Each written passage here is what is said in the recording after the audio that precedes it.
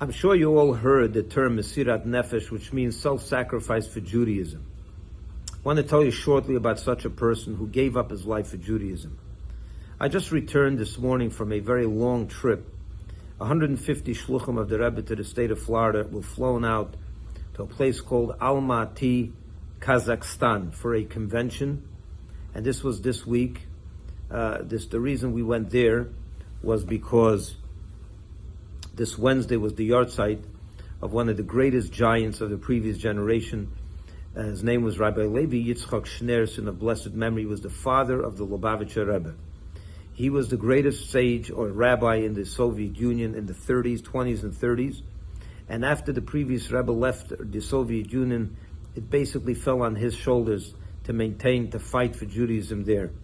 And he was eventually arrested in 1939, sentenced to a 5-year term in the gulags in Kazakhstan, deep into Kazakhstan, from which he never returned. He felt the conditions were so terrible that he fell ill and he passed away there. And he was buried in Almaty.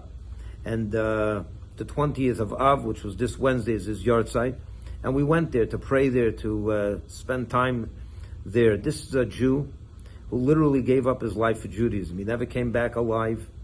He suffered terribly.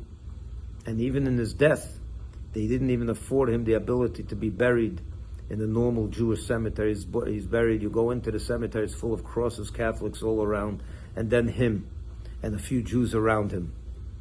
And he's a beacon of light, a beacon of salvation to thousands of people that come from there, that go there to pray at his resting place. I just was there on Wednesday night, sitting about a Fabrengen right near adjacent to his resting place in a little tent there.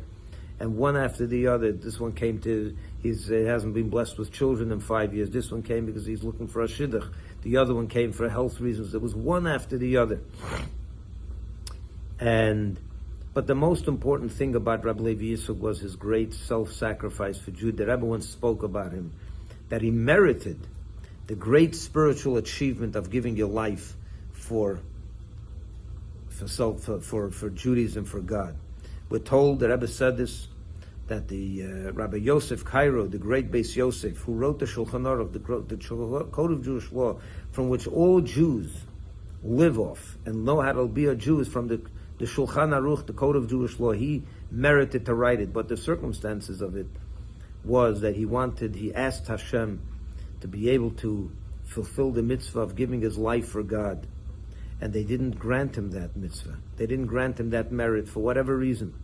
But to kind of pacify him, they said, we'll give you instead the merit to write the Shulchan Aruch, the Code of Jewish Law, for all of Judaism, for all of the Jewish people. So can you imagine a person who wrote the Shulchan Aruch, and millions of Jews since that day are living by it. Judaism is dependent on it. And yet that doesn't come to the great merit of giving up your life for Judaism. Rabbi Levi Yitzchak had that merit. And he had that merit not only to die for Judaism, but even in his death, he's still in Golus, in an exile over there. But what he left behind is incredible. First of all, the Lubavitcher Rebbe, it's his son.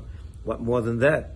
But also his teachings that are printed today, thanks to his great wife, who brought those teachings with her when she left Russia in 1947, and many came later as well. She produced, when they were in the gulag over there, she went out and she produced ink so that he can write his teachings. And he wrote on the Zohar so much. He was a great Kabbalist. And we have today his teachings from those glosses around the Zohar. He wrote with ink that his wife produced in those harsh years.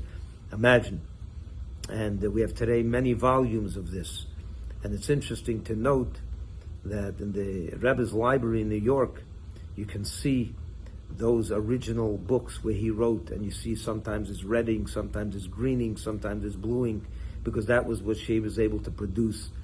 Interestingly enough, the Rebbe once said that of all the documents, all the teachings, he wrote thousands of pamphlets of teachings. None of it was saved. The Nazis burnt it all down in 1942 when they came to his house, which he wasn't there anymore, and they destroyed everything. But what he wrote in exile, that we have today, thanks to his wife, for the Rebbe's Chana, a blessed memory. So that tells you something too, that what you achieve in Golus in the harsh times, that survives, that's with us today. One of the greatest personalities of Jewish life in the 20th century, certainly undoubtedly Rabbi Levi Yitzchak Schneerson. It was a great honor and merit to be present at his resting place this week with so many others, 150 shluchim, but thousands and thousands of others. I'm happy to be back, obviously, to be with you, and we'll speak a little bit more about this on Shabbos. But for now, have a wonderful Shabbos, and we'll see you soon. Shabbat Shalom.